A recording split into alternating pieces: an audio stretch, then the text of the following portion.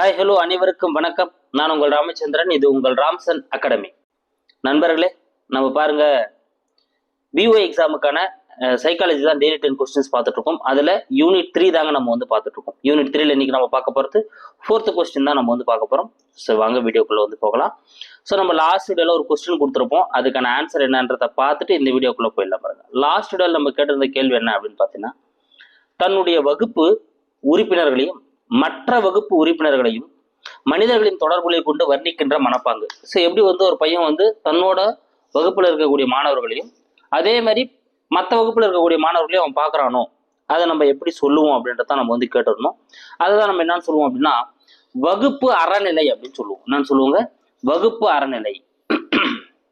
So class கன்சஸ்க்ளோனஸ் அப்படின்னு சொல்லுவாங்க. ஓகேங்களா? வகுப்பு அறநிலை அப்படின்னு சொல்லுவாங்க. ஸோ பி தான் வந்து இதுக்கான ஆன்சர். ஓகேங்களா? சரி, இன்னைக்கான 10 கொஸ்டின்ஸ் பார்க்கலாம். அதுக்கு நம்ம சேனலுக்கு யாரும் புதுசாக வரீங்க அப்படின்னா நம்ம சேனலையும் சப்ஸ்கிரைப் பண்ணிக்கோங்க. கூட பக்கத்தில் இருக்கிற பெல் பட்டனை கிளிக் பண்ணி நோட்டிஃபிகேஷன் ஆல் அப்படின்றதையும் கொடுத்துக்கோங்க. ஃபர்ஸ்ட் கொஸ்டின் பார்க்கலாம் பாருங்க.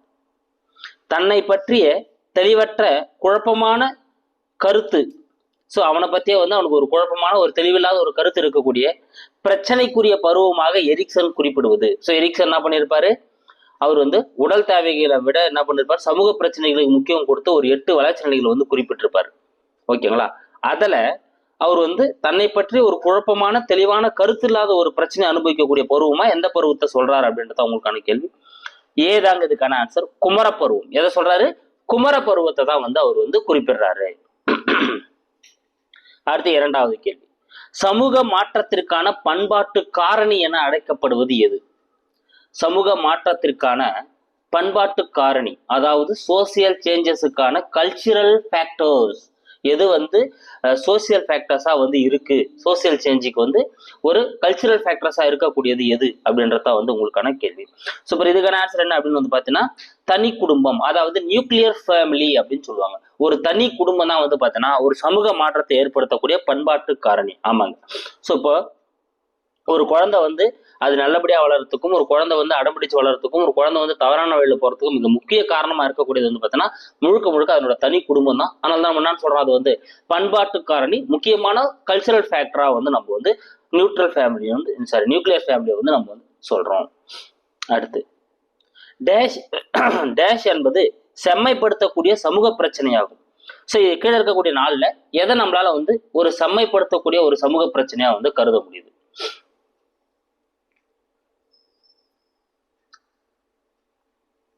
சூப்பர். எதுங்க?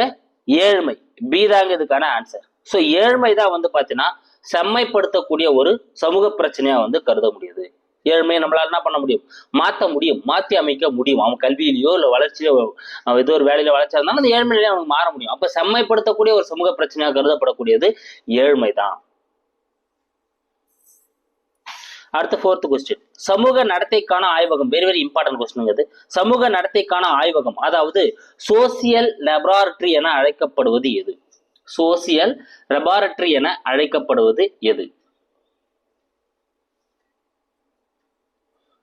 சூப்பர். சோசியல் லெபார்டரி அப்படின்னு அழைக்கப்படக்கூடியது எதுன்னு பார்த்தீங்கன்னா பள்ளிகள் தான். அந்தந்த ஸ்கூல் தான் வந்து பார்த்தீங்கன்னா சமூக நடத்தைகளை ஆய்வகக்கூடிய ஒரு ஆய்வகம். ஒருத்தனுக்கு சமூக நடத்தைக்கான ஒரு பண்பாட்டு காரணி, கல்ச்சுரல் ஃபேக்டரா இருக்கக்கூடியது தனி குடும்பம்னு பார்த்தோம்.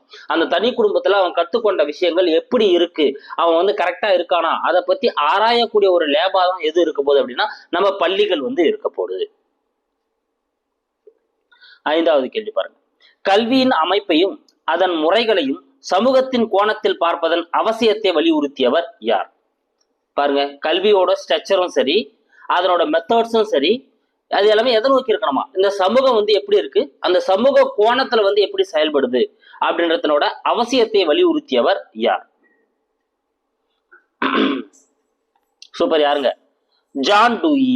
டி தாங்க இதுக்கான ஆன்சர். ஜான் டூயி தான் வந்து அதை குறிப்பிடுறாரு. கல்வியோட அமைப்பும் அதன் முறைகளும் இந்த சமூகத்தோட கோணத்தை சார்ந்துதான் வந்து இருக்கணும்னு சொல்லிட்டு யார் குறிப்பிடுறாரு? ஜான் டூயி அவர்கள் தான் வந்து குறிப்பிடுறாரு. அடுத்து 6th கொஸ்டின். மனவெழ்ச்சிகள் எத்தனை வகைப்படும்? ஸோ எமோஷனல் டெவலப்மெண்ட் அப்படின்னு சொல்லுவாங்க. அந்த எமோஷனல் டெவலப்மெண்ட், மனவெழ்ச்சிகள் வந்து எத்தனை வகைப்படும்? சூப்பர். மனவெழ்ச்சிகள் வந்து பொதுவா இரண்டு வகையா வந்து பிரிக்கிறாங்க. ஏதாங்க இதுக்கான ஆன்சர். அதாவது பாசிட்டிவ் எமோஷன்ஸ், நெகட்டிவ் எமோஷன்ஸ், அதாவது நேர்மறையான மனவெழுச்சிகள், எதிர்மறையான மனவெழுச்சிகள் சொல்லிட்டு ரெண்டு வகையா பிரிக்கிறாங்க. நம்மளுக்கு வந்து மகிழ்ச்சியை தரக்கூடியதாகவும் மனநலத்தையும் உடல் நலத்தையும் எதெல்லாம் வந்து அதிகரிக்கக்கூடியதோ அதெல்லாமே வந்து பாசிட்டிவ் எமோஷன்ஸ், நேர்மறையான மனவெழுச்சிகள். எதெல்லாம் நம்மளுக்கு வந்து துன்பத்தையும் மனநலத்தையும் ஒரு சிக்கலான மனநிலையும் உருவாக்கக்கூடியதா இருக்குதோ அதெல்லாம் நம்ம என்ன சொல்லுவோம், நெகட்டிவ் எமோஷன்ஸ் சொல்லுவோம். இந்த நெகட்டிவ் எமோஷன்ஸ் வந்து பார்த்தீங்கன்னா அவனோட சமூக முன்னேற்றத்துக்கு வந்து பார்த்தீங்கன்னா மிகப்பெரிய ஒரு மாற்றத்தை வந்து கொடுக்கக்கூடியதாக இருக்கும். ஓகேங்களா?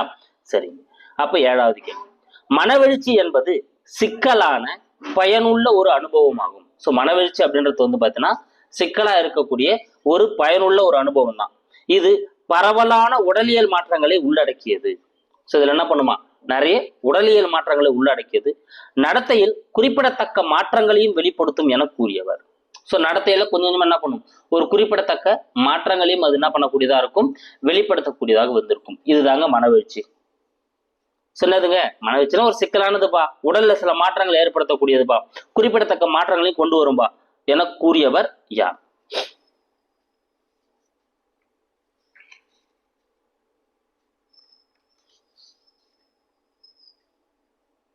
சூப்பர். யாருங்க? Charles G Morris. இதுக்கான ஆன்சர் வந்து சி, சார்லஸ் ஜி மோரிஸ் தான் வந்து இதை குறிப்பிட்டிருப்பாரு.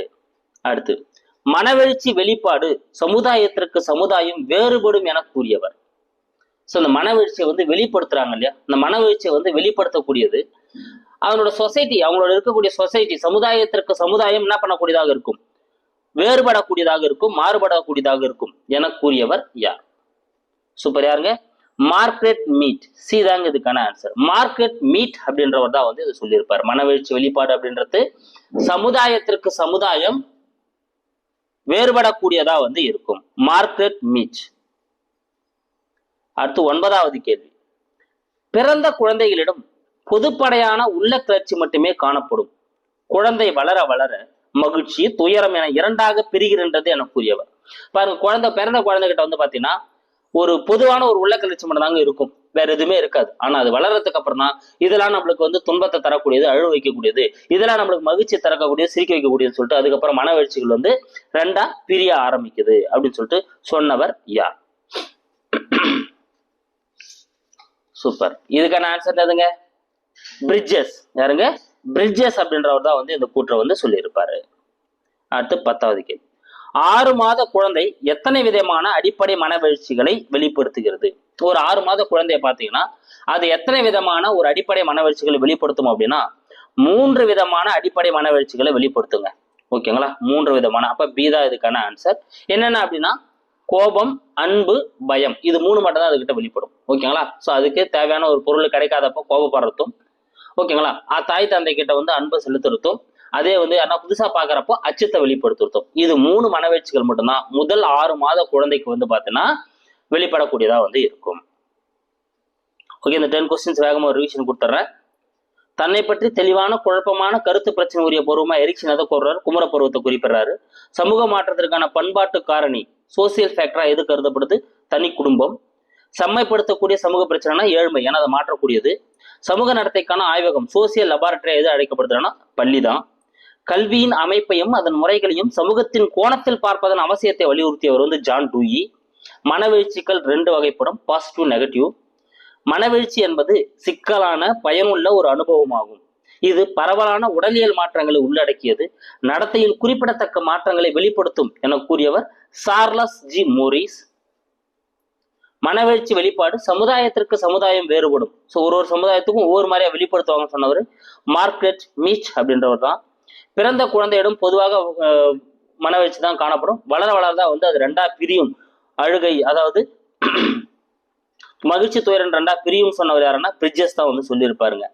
அடுத்து 10வது கேள்வி, 6 மாத குழந்தை வந்து 3 விதமான அடிப்படை மனவெழுச்சிகள் வெளிப்படுத்தும். கோபம், அன்பு, அச்சம். அடுத்து உங்களுக்கான கேள்வி, பிறக்கும் போது குழந்தைகளிடம் காணப்படும் மனவெழுச்சிகள் டேஷ் எனப்படும். ஒரு குழந்தை பிறக்கிறப்போ அதுகிட்ட காணப்படக்கூடிய அந்த மனவெழுச்சிகள் வந்து எவ்வாறு அழைக்கப்படுகின்றன? 4 ஆப்ஷன்ஸ் இருக்கு பாருங்க. இதுக்கான ஆன்சர் என்ன வரும் அப்படின்றத கமெண்ட்ல சொல்லுங்க. இல்லை நெக்ஸ்ட் வீடியோ வெயிட் பண்ணுங்க, அதெல்லாம் உங்களுக்கு என்ன பண்ணிடுறேன், ஃபுல் எக்ஸ்பிளேஷன் கொடுத்துறேன். Thank you guys. கண்டிப்பா இந்த வீடியோ உங்களுக்கு பயனுள்ளதாக இருந்திருக்கும். நம்ம சேனலுக்கு புதுசாக வரவங்க நம்ம சேனலை சப்ஸ்கிரைப் பண்ணிக்கோங்க. கூட பக்கத்தில் இருக்கிற பெல் பட்டனை கிளிக் பண்ணி நோட்டிஃபிகேஷன் ஆல் அப்படின்றதையும் கொடுத்துவாங்க. அப்பதான் நம்ம போற வீடியோஸ் எல்லாமே உங்களுக்கு உடனடியாக வந்துட்டு இருக்கும். Thank you guys.